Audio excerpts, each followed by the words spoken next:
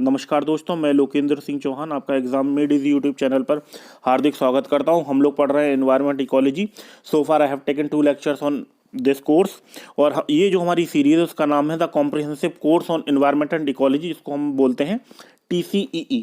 और सबसे पहले तो I would like to thank all of you कि आप लोग इतना सपोर्ट कर रहे हैं मुझे और आप लोग अच्छे अच्छे कमेंट कर रहे हैं। तो चलिए, ये जो हमारा लेक्चर है आज हम लोग अभी तक क्या क्या पढ़ चुके हैं सबसे पहले ये देखते हैं।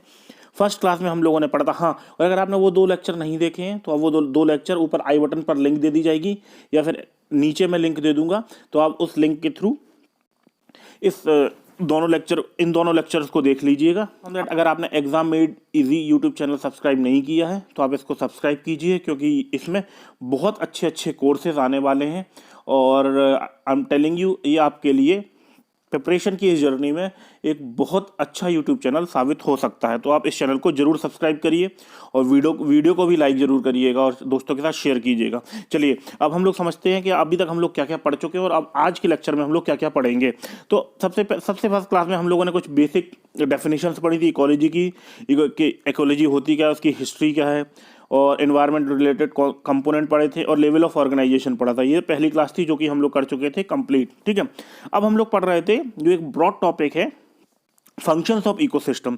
फंक्शंस ऑफ इकोसिस्टम में हम लोग पढ़ रहे थे एनर्जी फ्लो के बारे में, और एनर्जी फ्लो में हम लोग पढ़ चुके थे फूड चेन और फूड वेब के बारे में। और आज हम लोग पढ़ेंगे इकोलॉजिकल पिरामिड। ठीक है, इकोलॉजिकल पिरामिड बहुत इंपॉर्टेंट कॉन्सेप्ट है, तो आज हम लोग पढ़ेंगे इकोलॉजिकल पिरामिड। तो बेसिकली इकोलॉजिकल पिरामिड होता क्या है।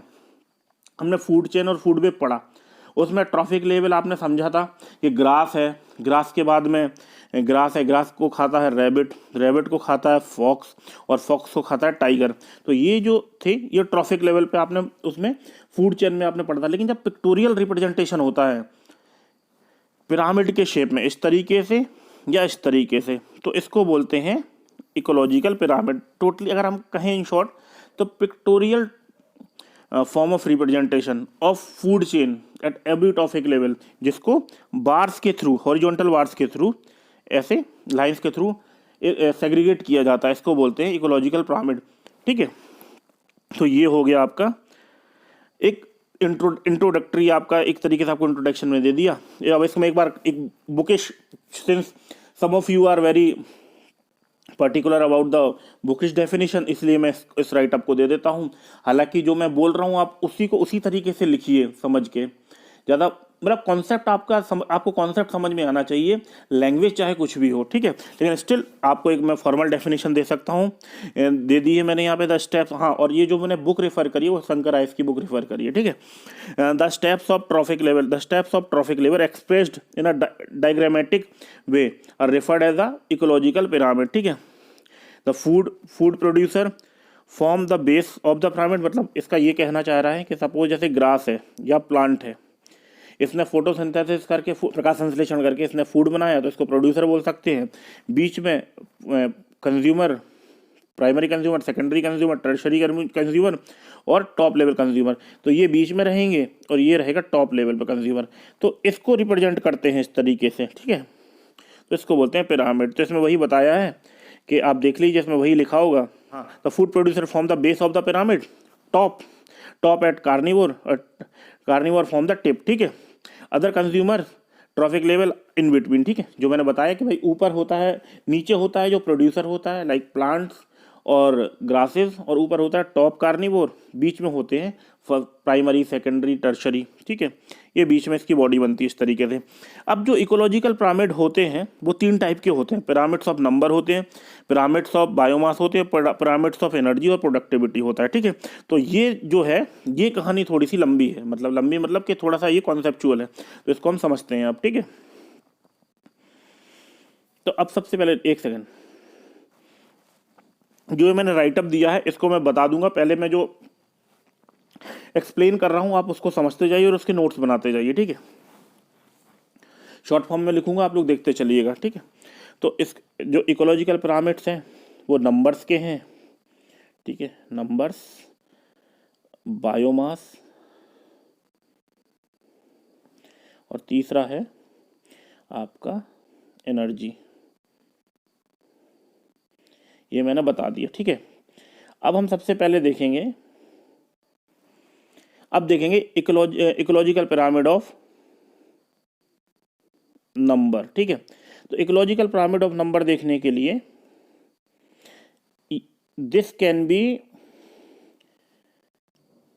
आपने देखा होगा, मूवीज में देखा होगा, इजिप्ट की वो जो मिस्र है वहाँ की पिरामिड्स दिखाते हैं तो इसी शेप में होती हैं, ठीक है। बहुत सारी मूवीज में दिखाया गया है, ठीक है। इसको बोलते हैं अपराइट, ठीक है। तो the pyramid can be upright और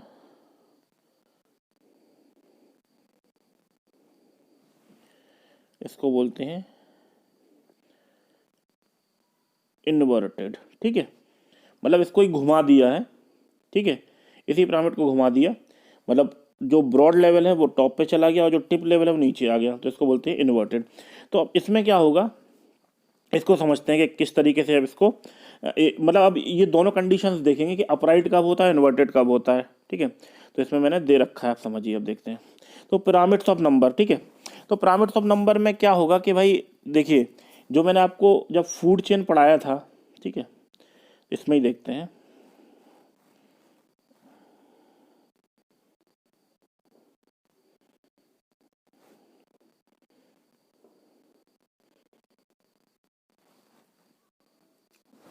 जब फूड चेन पढ़ाया था मैंने आपको, तो मैंने आपको बताया था कि नीचे ग्रासेस, ठीक है, नीचे ग्रासेस हैं, ये प्रोड्यूसर है। ग्रासेस कितनी हैं, बहुत सारी होंगी, अनगिनत ग्रासेस होंगी, ठीक है। ग्रासेस को हम गिन नहीं सकते हैं, ठीक है। उसको खाया किसने, रैबिट्स ने, ठीक है।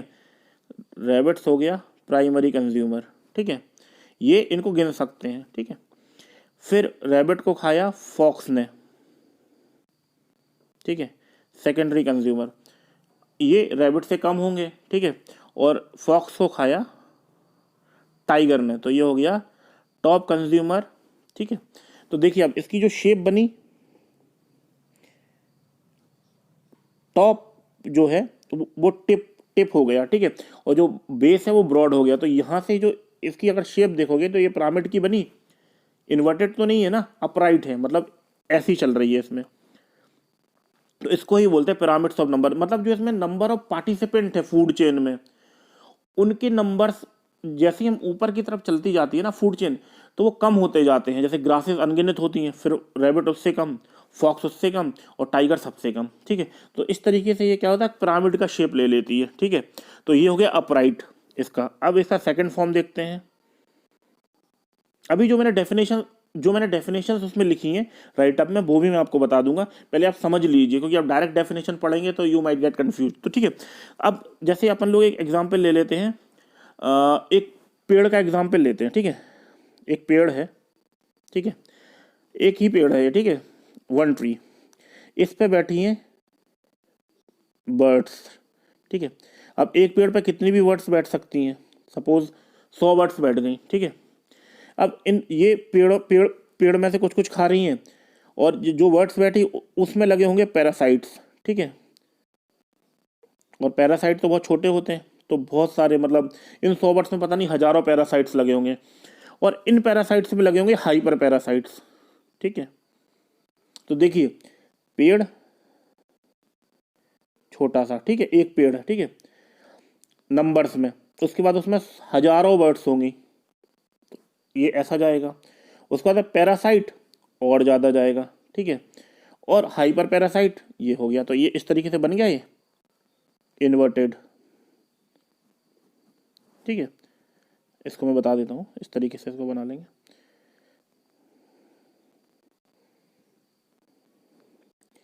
एक पेड़, ठीक है, पेड़ पे बर्ड्स बैठी हैं, बर्ड्स पे पैरासाइट और पैरासाइट पे हाइपर पैरासाइट। तो देखिए ये ऐसा बन गया।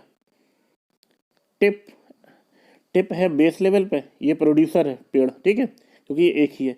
फिर बर्ड्स हैं, फिर पैरासाइट्स हैं, फिर हाइपर पैरासाइट है। तो इस तरीके से हो जाएगा इनवर्टेड,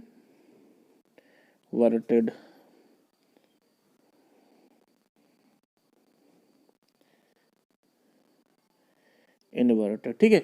तो जो पिरामिड ऑफ नंबर्स है, it can be it can be upright, also it can be inverted, but depend क्या करता है, डिपेंड करता है स्पेसिफिक फूड चेन, किस तरीके की फूड चेन है, उस बेसिस पे ये इसका इसका डिसाइड होता है कि ये अपराइट होगा या इन्वर्टेड होगा। ठीक है, आपको ये बात समझ में आ गई? आई होप आपको ये बात समझ में आ गई होगी। ठीक है, अब देखेंगे हम लोग, देखो अब मैंने जो लिख रखा है वो देख लेते हैं। ठीक है, पिरामिड्स ऑफ नंबर।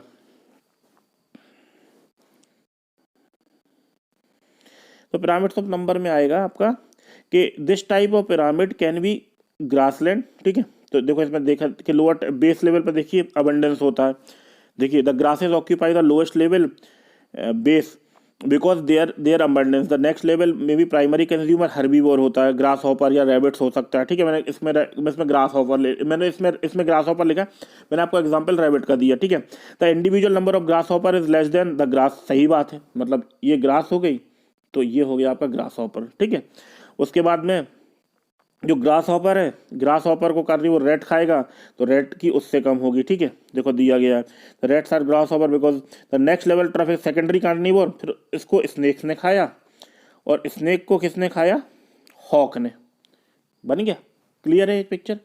देखो इसमें दे रखा है सबसे नीचे प्रोड्यूसर, फिर हार्बीवोर या carnivore, secondary and tertiary.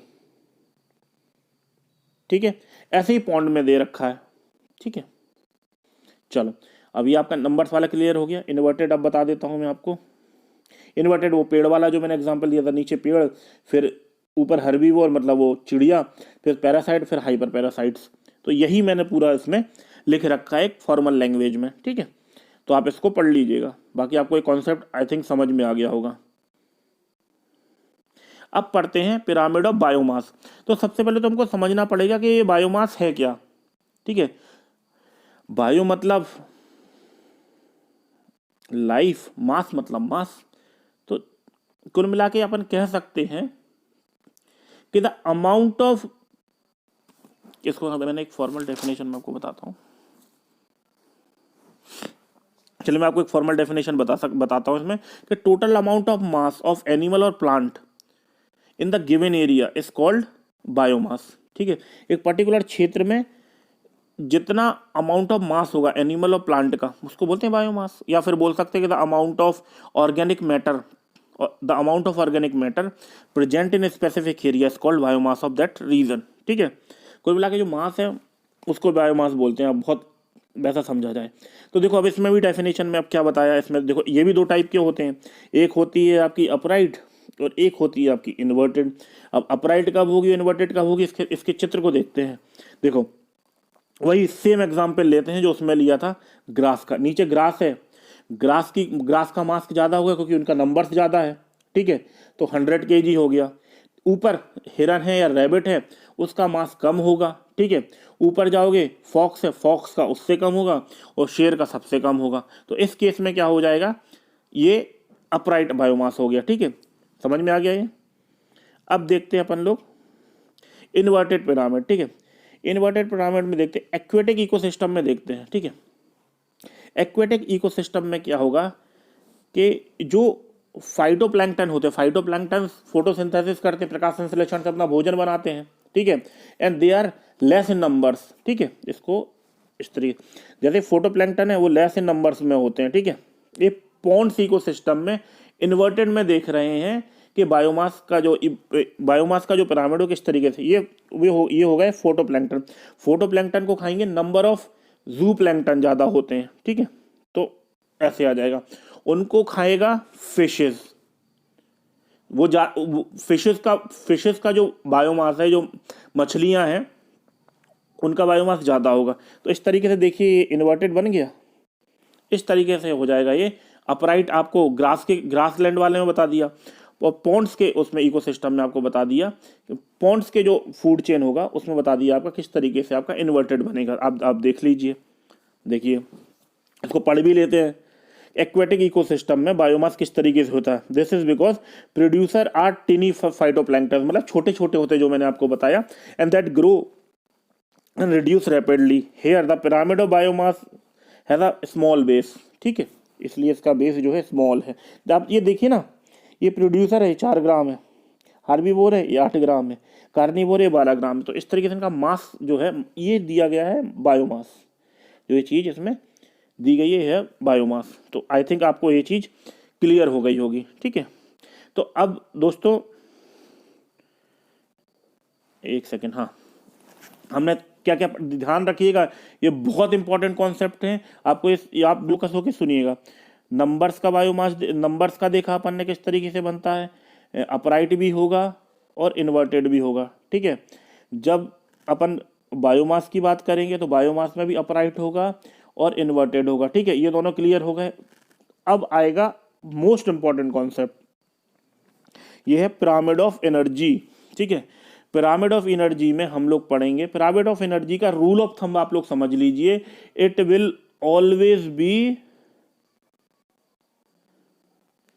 Upright, इसमें इन्वर्टेड होगा ही नहीं है, रूल ऑफ थंब है।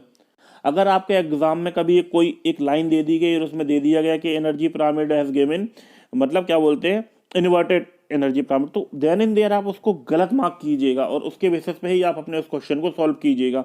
आपको एग्जामिनर यहाँ पे फंसाएगा, जब वो क्वेश्चन पूछेंगे पीएससी में यूपीएससी में, तो वो यहीं पे फंसाएंगे कि आपको दोनों का तो जो बायोमास पिरामिड है और नंबर्स का पिरामिड है उसको इन्वर्टेड और अपराइट दे देंगे, लेकिन वो कैच यहाँ पे होगा कि एनर्जी को भी वो इसी तरीके से अपराइट और इन्वर्टेड देंगे, बस वहीं पे लोग कंफ्यूज हो जाएंगे। तो कभी कभी क्या होता है कि ये छोटे छोटे कॉन्सेप्ट आप क्या होते हैं, क्योंकि हम लोग इतना सारा पढ़ते हैं, फिजिक्स भी पढ़ रहे हैं, ज्योग्राफी भी पढ़ रहे हैं, बायोलॉजी भी पढ़ रहे हैं, इकोनॉमिक्स भी पढ़ रहे हैं, करंट अफेयर्स भी पढ़ रहे हैं, इंटरनेशनल रिलेशन भी पढ़ रहे हैं और ऊपर से प्रेशर भी है, तो ये छोटे छोटे कॉन्सेप्ट हम लोग मिस कर जाते हैं।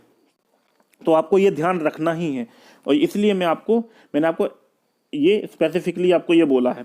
तो देखिए अब ये अपराइट हमेशा अपराइट कैसे होगा, अब मैं आपको प्रूफ करके देता हूँ, ठीक। एक थ्योरी है, इसको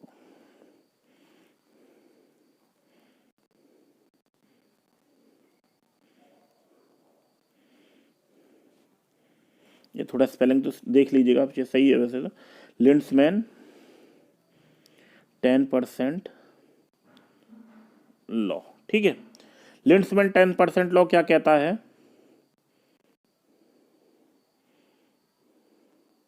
लिंड्समैन 10% लॉ ये कहता है कि जब इकोलॉजिकल पिरामिड ऑफ एनर्जी बनता है, या तो ऊपर मतलब नीचे के ट्रॉफिक लेवल से ऊपर के ट्रॉफिक लेवल, यानी प्रोड्यूसर से जब प्राइमरी कंज्यूमर में जाएगा या सेकेंडरी कंज्यूमर में जाएगा, थर्ड या टर्शरी में जाएगा, टॉप लेवल पे जाएगा, तो सिर्फ 10% ऑफ एनर्जी ही ट्रांसफ़र होती है, 90% एनर्जी नीचे रह जाती है, या तो हीट में थोड़ा सा इन्वेस्ट हो जाती है, या फिर जो प्रोड्यूसर है या वो नीचे लेवल वाला जो है वो अपने उसके लिए रख लेता है, ठीक है। तो सिर्फ 10% एनर्जी ही ट्रांसफ़र होती है, ठीक है। ये इसका कॉन्सेप्ट ही है, ठीक है। कैसे, सपोज जो प्रोड्यूसर है उसके पास मान लेते हैं कि 10,000, इसको यहाँ लिखते हैं, ठीक है। मान लो जो प्रोड्यूसर है उसके पास 10,000 जूल एनर्जी है, ठीक है। तो अब प्राइमरी कंज्यूमर में क्या जाएगी, 10%, तो कितनी होगी 1,000। सेकेंडरी कंज्यूमर में जाएगी तो कितनी होगी 100। टर्शरी में जाएगी तो कितनी होगी 10, और फाइनली टॉप कंज्यूमर में जाएगी तो कितनी होगी 1%, ठीक है।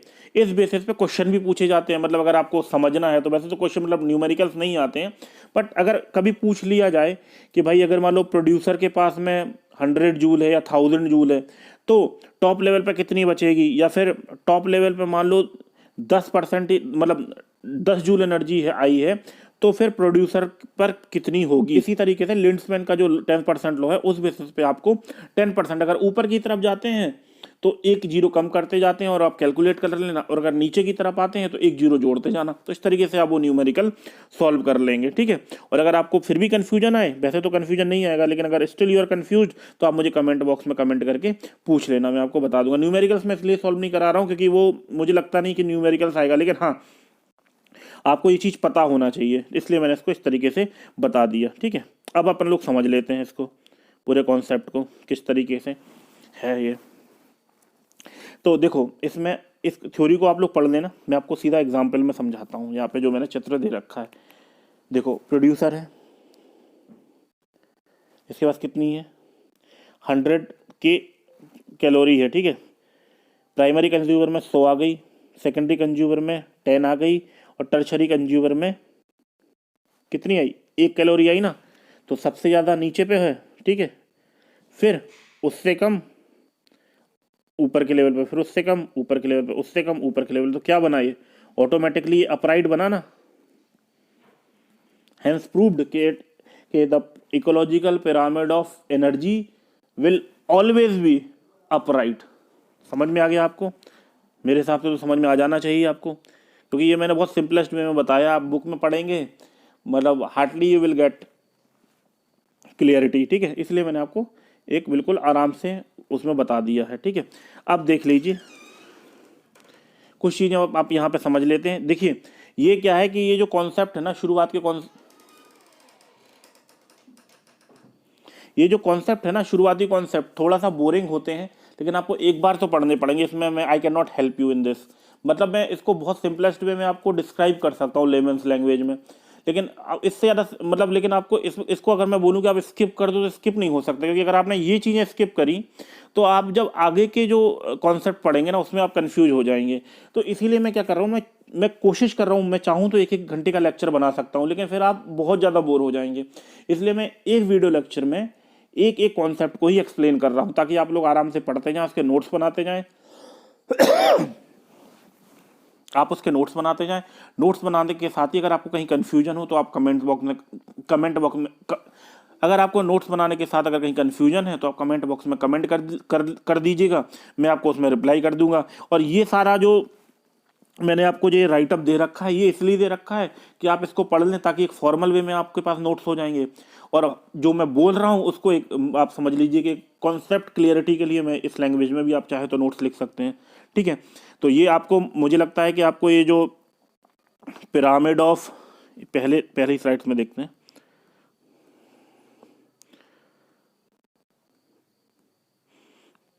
जो ये पिरामिड ऑफ इकोलॉजिकल पिरामिड्स हैं, नंबर्स क्या इन्वर्टेड भी होता है और अपराइट भी होता है। बायोमास का भी इन्वर्टेड भी होता है, अपराइट भी होता है, लेकिन इसका सिर्फ अपराइट होता है।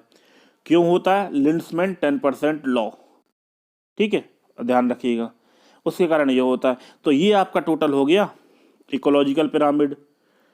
अब देखो मैंने इसमें देखो एक देवी रखा, ये देखो the graphical representation of the total number of individual. ये मैंने रेड इसीलिए अपने मन से नहीं बना दिया, मतलब इस कुछ सोच के ही इसको रेड और इसको अंडरलाइन किया होगा। देखो, the graphic representation of total number of individual of different species belonging to each tropic level in the ecosystem depending upon the size and biomass. The pyramid of number may not always be upright, ठीक है, and may be completely inverted.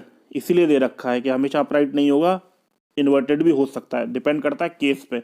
अगर वही case आपका पेड़ का है जो मैंने बताया था, तो उसमें एक पेड़ को में 1000 चिड़िया बैठी रहती है, 1000 चिड़ियों को बहुत सारे लाखों में पैरासाइट्स खाते हैं, और लाखों में पैरासाइट्स को करोड़ों में जो हाइपर पैरासाइट्स हैं वो खाते हैं। तो ऑटोमेटिकली वो नंबर्स बढ़ते जा रहे हैं, तो इन्वर्टेड हो जाएगा, ठीक है। और ये जो मैंने आपको बताया, ये देख लीजिए आप लोग। आप कहीं, वैसे तो सारी चीज़ें मैं इतना सिंपलेस्ट वे में आपको एक्सप्लेन कर रहा हूँ कि आपको कहीं कन्फ्यूजन आना नहीं चाहिए, ठीक है। और स्टिल अगर आपको कन्फ्यूजन आता है तो आप बिल्कुल बेझिझक होके, क्योंकि पढ़ने का मज़ा तभी है जब आपके सारे कॉन्सेप्ट क्लियर होंगे। कम पढ़ो लेकिन अच्छा पढ़ो। मैं आपको एक क्लास में 40 मिनट या 50 मिनट की क्लास बनाऊँ, 1 घंटे की क्लास बताऊँ, और 5 से 8 आपको कॉन्सेप्ट बता दूँ, और आपको एक भी कॉन्सेप्ट ना समझ में आए, तो मुझे लगता है कि उस चीज़ की कोई वैल्यू नहीं है, ठीक है।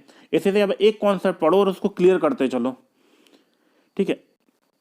अब देख लेते हैं 2-3 चीज़ें मैं आपको बताना है जो किसी किताब में नहीं दी गई हैं, ठीक है, उसको मैं बता देता हूँ कि जो इकोलॉजिकल पिरामिड्स हैं, इकोलॉजिकल पिरामिड्स के डीमेरिट्स क्या क्या हैं, ये कहीं पे नहीं दिया है, मैं बता रहा हूँ आपको, ठीक है। तो देखो इकोलॉजिकल पिरामिड्स के डीमेरिट सबसे पहला तो ये है कि ये देखो हमें इसने ये सिर्फ फूड चेन की बात कर रहा है कि ग्रास को खाया उसने, देखिए ये सिर्फ फूड चेन की बात कर रहा है कि ग्रास को खाया रैबिट ने, ठीक है, रैबिट को खाया फॉक्स ने, फॉक्स को खाया टाइगर ने। ये फूड वेब की बात नहीं कर रहा है। और फूड वेब मैंने आपको लास्ट क्लास में कॉन्सेप्ट बताया था। फूड वेब में क्या होता है कि अगर मान लो ग्रास है, ग्रास को ग्रास हॉपर ने, रैबिट ने खाया, तो फिर जो रैबिट है उसको कोई भी खा सकता है, फॉक्स भी खा सकता है या फिर टाइगर भी खा सकता है या फिर और कोई कार्निवोर होगा वो भी खा सकता है। तो जो इकोलॉजिकल पिरामिड है is not talking about food webs, ठीक है, फूड वेब्स की बात नहीं करता है। पहली लाइन तो पहली डीमेरिट तो ये होगी, यहाँ पे ये लोग लिख लीजिएगा, ठीक है, पूछ सकते हैं वो आपसे पॉइंट के फॉर्म में और आप लोग गलत करके आएंगे अगर आप लोग ये चीज़ नहीं समझेंगे। सेकंड चीज़ क्या बोल रहा है, it is talking about either it is talking about herbivore और carnivore, it is not talking about omnivores. अगर भाई कोई ओमनीवोर आ गया कि भाई उसने जो घास भी खाता होगा और रैबिट भी खाता होगा, फिर क्या करोगे, फिर किस तरीके से आपका ये इकोलॉजिकल पिरामिड बनेगा, तो उसकी भी बात नहीं कर रहा है। क्लियर, समझ में आ रहा है। तो इससे क्या डिडक्शन निकलता है कि जो एक सेकेंड, जो एक आपका पिरामिड है तो उसकी जो बाउंड्री है, मतलब इसमें नंबर ऑफ स्पीशीज हैं वो कितने आएंगे, नंबर ऑफ जंतु कितने आएंगे या पौधे कितने आएंगे, दे कैन बी ओमनीवोर और कार्निवोर, ओमनीवोर और हर्बीवोर। तो फिर इसकी जो बाउंड्री है तो इस केस में ये कॉन्सेप्ट फेल हो जाता है, ठीक है। तो it is not talking about omnivores, it is not talking about the food webs, ये चीज़ों की ये बात नहीं करता है। तो ये इस चीज़ को आपको ध्यान देना ही देना है, ठीक है। अब एक चीज़ और, एक मैंने फर्स्ट क्लास में कॉन्सेप्ट बताया था सैप्रोफाइट्स का। सैप्रोफाइट्स का कॉन्सेप्ट आपको पता है, नहीं पता तो आप देख लीजिए, है ना, और अगर पता है तो आप कमेंट बॉक्स में कमेंट करके जरूर बताइएगा। वैसे मैं सारी चीज़ें, सैप्रोफाइट्स मतलब डिट्राइटिस फूड चेन, मतलब जो जंतु मर जाते हैं तो उनको जो डिकम्पोज करते हैं, वह जो डिकम्पोजर्स होते हैं मतलब वो डेड मैटर खाते हैं, तो उनके बारे में तो इसमें किसी तरीके की चर्चा ही नहीं की गई है, ठीक है। तो यहाँ पे भी ये कॉन्सेप्ट फेल हो जाता है। तो अब तीन चार डीमेरिट्स मैंने आपको बता दिए, ठीक है। माइंड यू ये सारी चीज़ें कोई बताएगा नहीं, मैं आपको बता रहा हूँ, और अगर कहीं कोई बताया तो शायद आप सुने भी ना, ध्यान भी ना दें। इसलिए मेरा कर्तव्य है कि आपको अगर कॉन्सेप्ट पढ़ा रहा हूँ तो मैं उस कॉन्सेप्ट को एकदम क्रिस्टल क्लियर कर दूँ, उसके सारे डायनेमिक्स आपको बता दूँ, मेरिट्स एंड डीमेरिट्स। तो इस चीज़ को आप ध्यान रखिए कि अगर आपसे कभी किसी ने पूछ लिया, इंटरव्यू में ही पूछ लिया कि बताइए इकोलॉजिकल पिरामिड्स के बारे में बताइए, आपने बता दिया, सारे आपने तीनों बता दिए क्योंकि आपके रट के गए हैं, आपने ये भी ध्यान दे लिया, रूल ऑफ थंब भी याद रख लिया, जो आपका इकोलॉजिकल पिरामिड है एनर्जी का वो हमेशा अपराइट होगा, ये भी आपको याद है। लेकिन अगर उसने कहीं पूछ लिया कि मुझे इकोलॉजिकल पिरामिड के डीमेरिट्स बताइए, तो उस वहाँ आप फंस जाएंगे। तो फिर आप वहाँ पे बताएंगे सर यहाँ पे कुछ डीमेरिट्स मेरे हिसाब से कि it is not talking about detritus food chain, detritus food chain की बात नहीं कर रहा है। It is not talking about omnivores, क्योंकि अगर ओमनीवोर्स ने अगर मतलब जंतु को खाया तो वो फिर कार्निवोर वाली फूड चेन में चला जाएगा, और अगर उसको हर्ब्स ने खाया तो हर्बीवोर वाले में चला जाएगा, तो ये उसकी बात भी नहीं कर रहा है। तीसरा ये क्या, एक चीज़ और बताई थी मैंने आपको, it is not talking about the food web, ठीक है, ये फूड वेब्स की बात भी नहीं कर रहा कि भाई अगर मान लो एक फूड वेब्स, फूड चेन की ही बात कर रहा, फूड वेब्स की बात नहीं कर रहा, तो ये इसके क्या हो जाते हैं, ये कुछ इसके डीमेरिट्स हो जाते हैं। तो दोस्तों ये थी आज की क्लास। हालांकि मेरा मन था कि आपको आज की क्लास में और भी कॉन्सेप्ट बता दूं, लेकिन मैंने जानबूझ के इस क्लास को सिर्फ एक कॉन्सेप्ट तक रखा, क्योंकि मुझे पता था कि ये जो क्लास है वो 30 से 35 मिनट लेगी, ठीक है। और मैंने इसका आपको वो जो है मैं आपको बता देता हूँ कि वो जो 10 जूल वाला एग्जाम्पल था मैंने आपको दिया था ना, वो लिंड्समैन का 10% लॉ, इस पर मैं आपको एक न्यूमेरिकल भी करवाना चाह रहा था, लेकिन मैंने फिर उसको जरूरी नहीं समझा क्योंकि वो पूछते नहीं है, बस कॉन्सेप्ट क्लियरिटी के लिए, ठीक है। फिर मैं बता देता हूँ, अगर इस ऊपर की तरफ चढ़ें तो जीरो घटाते जाना, मतलब जीरो कम कर, और नीचे की तरफ आए तो जीरो जोड़ते जाना, बस इतना ध्यान रखना, ठीक है। इससे आपका न्यूमेरिकल सॉल्व हो जाएगा। और बाकी आपको पता ही है, producer, primary consumer, secondary consumer, tertiary consumer और टॉप कंज्यूमर, वो फिर डिपेंड करता है कि उस फूड चेन में कितने लेवल्स हैं, ठीक, उस बेसिस पे आप, क्योंकि वो जब अगर कभी उसने क्वेश्चन पूछा तो वो शायद ऐसा दे देगा, ठीक है। तो मेरा काम था आपको बताने का, तो मैंने बता दिया, ठीक है। बाकी पढ़ना नहीं पढ़ना आपके ऊपर है, तो ये आपको ध्यान रखना है। तो दोस्तों ये क्लास यहीं तक थी। अगर आपको ये लेक्चर पसंद आया है तो दोस्तों इस लेक्चर को जरूर अपने दोस्तों के साथ शेयर कीजिएगा, चैनल को सब्सक्राइब कीजिएगा और वीडियो को लाइक कीजिएगा, और ज़्यादा से ज़्यादा मात्रा में कमेंट कीजिए कि आपको ये जो मेरी क्लास जो सीरीज़ है वो कैसी लग रही है, और एग्ज़ाम मेड इजी का जो कॉन्सेप्ट है आपके लिए ये लेक्चर्स लाने का, क्योंकि आप लोग ये जान लीजिए it is just a beginning, क्योंकि या बहुत awesome courses exam made easy YouTube channel आपके लिए लाने वाला है। और कोशिश मैं करूंगा कि आपको एग्जाम प्रोस्पेक्टस से सारे कोर्स बनाऊं, ताकि आप लोगों का एग्जाम क्लियर कर, नॉलेज होना एक अलग बात है, लेकिन आपके एग्जाम क्लियर होना मेन उद्देश्य होता है। तो आपको वो एग्जाम आपके क्लियर हों, और यही मैं शुभकामनाएं आपको दे सकता हूं। तो इसी तरीके से आप वीडियो देखते रहिए, नोट्स बनाते रहिए, रिवीजन करते रहिए, और चैनल को ज़्यादा से ज़्यादा मात्रा में सब्सक्राइब कीजिए, वीडियो को लाइक कीजिए, वीडियो को शेयर कीजिए, और एकदम तूफान मचा दीजिए, ठीक है। दोस्तों, रिश्तेदारों, जो भी तैयारी कर रहा है सबके साथ वीडियो शेयर कीजिए, ठीक है। तो चलिए अब मिलते हैं किसी बढ़िया सी वीडियो में। इसी तरीके से मैं आपके लिए सीरीज़ कंप्लीट करता चलूँगा। आप लोग भी मुझे रिस्पॉन्ड करते चलिए, ठीक है। धन्यवाद, पढ़ते रहिए। Thank you.